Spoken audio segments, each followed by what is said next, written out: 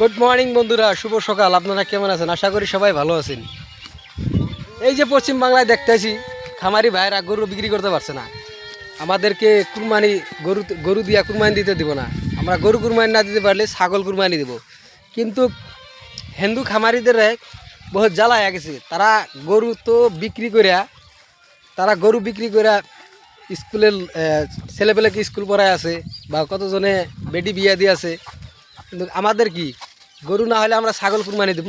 কিন্তু আমরাও গরু খামারি, আমরা ছোটো মোটো খামারি। আমরা বাড়িতে 2-3টা করে গরু দুধ দেওয়ার জন্য আমরা গরু পালি।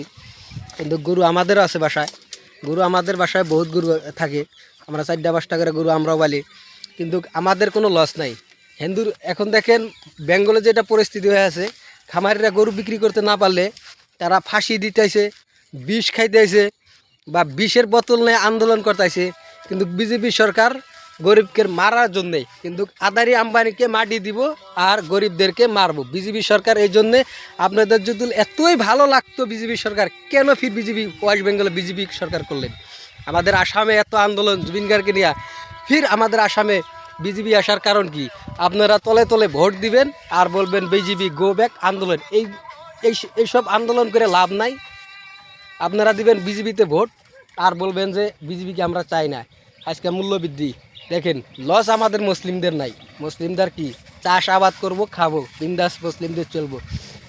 বিজেপি আইসা চাকরি দেওয়ার কোনো নাম নাই, খালি বলে মূল্যবৃদ্ধি, তেলের দাম বাড়ছে, এর দাম বাড়ছে, গরু খাওয়া যাবে না। গরুর বলে বন্ধ, আমরা গরু খাওয়া বন্ধ করছি। মুসলিমদের সবাই গরু খাওয়া বন্ধ করেন।